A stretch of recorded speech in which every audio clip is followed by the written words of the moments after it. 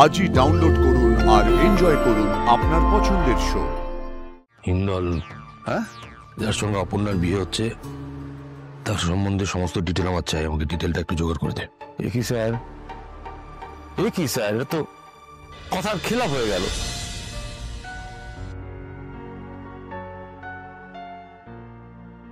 আর কিছু লাগলে বলো আমাকে।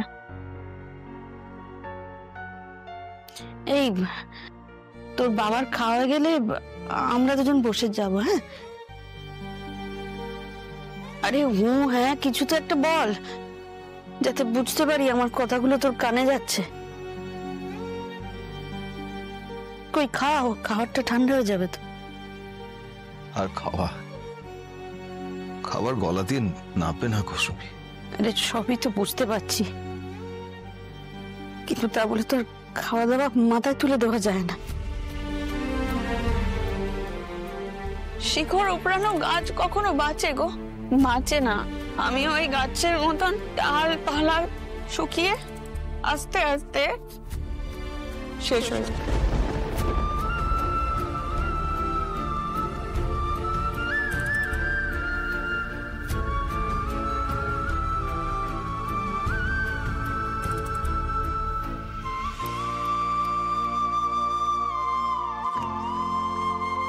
মেয়েটা ভালো নেই গো, ওর কষ্টটা আমি সহ্য করতে পারছি না। কটা দিন সময় দাও, আর কষ্ট থাকবে না, ঠিক হয়ে যাবে।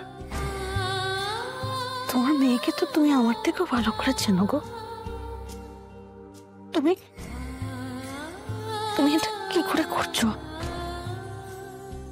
দেখো, এই অল্প কিছুদিনের কষ্টের জন্য না আমি আমার সিদ্ধান্ত পাল্টাতে পারবো না। দেখো, আমি না হয় হুট বলতে তো চাইছে তাই করে ফেলি, কিছু ভেবে চিন্তে করি না, কিন্তু তুমি উপরে তো কষ্ট হচ্ছে জেনে তুমি কি করে? কারণ আমি জানি কিসে আমার মেয়ের ভালো হয়। আর যদি উল্টোটা হয়? হবে না, শুন, আমাদের মেয়ে ভালো থাকবে, সুখে থাকবে।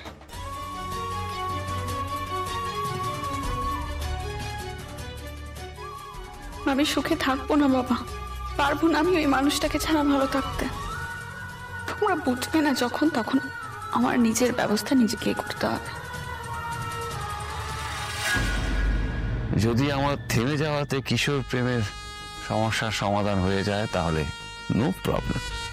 খোলা হচ্ছে তো বুঝতে পারছি, গায়ে জ্বালা ধরছে, কিন্তু কি জানিস, লোহা যখন গরম থাকে তখনই হাতুড়ি মারতে হয়। এই যে তুই এখন তেতে আছিস, এটাই রাইট টাইম তোকে নতুন কোনো ছাঁচে ফেলা, তোকে রিশেপ করা। এটা তোর জীবনের জন্য খুব জরুরি। জাগে, আর কথা বাড়াচ্ছি না, ভালো থাকার চেষ্টা করিস।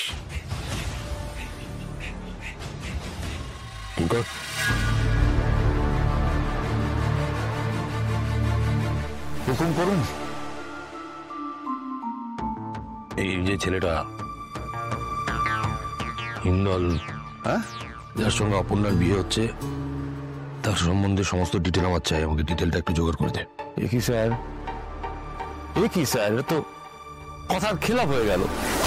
এটা তো আমাদের অফিসের কোনো কোম্পানির কোনো অফিসিয়াল কাজ নয়।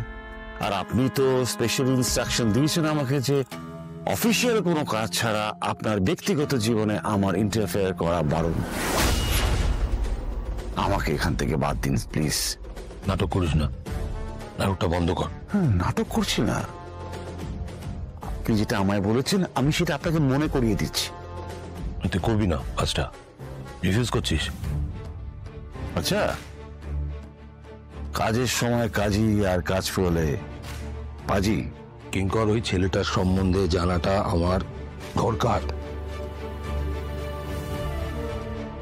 এই অর্ডারটাই মানতে পারছি না। সরি। এর জন্য যদি আমার এগেনস্টে তুই কোনো স্টেপ নিস, ইউ আর মোস্ট ওয়েলকাম আর্য সিংহ রায়।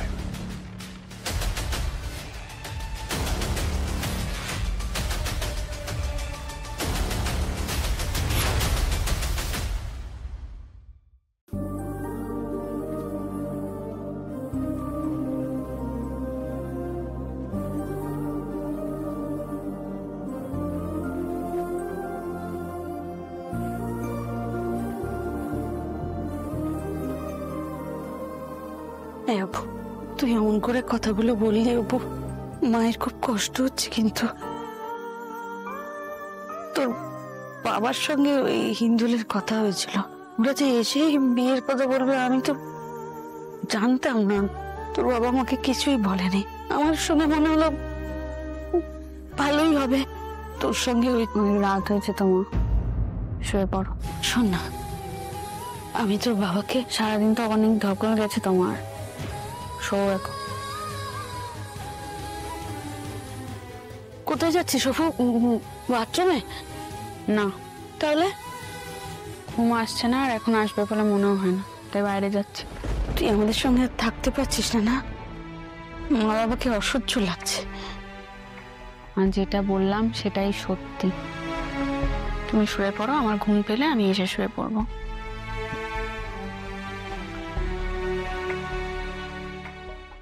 উফ, ভগবান, কি যে করি আমি। তোমাকে কিছু করতে হবে না সুমি, আপাতত ও যা করছে ওকে করতে দাও। তুমি ঘুমাওনি এখনো? শুধু মেয়েটা রাত বিরেতে বাইরে বসে আছে, ভালো লাগে বলো? কেন এর আগে কখনো রাতে বাইরে যায়নি? ছাদে গিয়ে সময় কাটায়নি? আগের ব্যাপারটা এখনকার ব্যাপার এক বলে মনে হচ্ছে তোমার? এখনকার ব্যাপারটাকে আগের মতো করে দেখো না, স্বাভাবিকভাবে ভাবো, এত ভেবো না। ভাবতে হচ্ছে শুধু মেয়েটাকে বকেছি, মেরেছি, কিন্তু এখন মনে হচ্ছে ওর পাশে গিয়ে একটু বসি, ওর কাছাকাছি থাকি। আমার খুব ভয় করছে শুধু। আমার বললাম তো, যা ইচ্ছে করছে সেটাই করুক, তুমি শো। ওর ইচ্ছে মতো কি কিছু হচ্ছে শুধু? হচ্ছে না তো? হচ্ছে না কারণ সেটা হওয়া সম্ভব নয়, তুমি সেটা খুব ভালো করে জানো সুমি।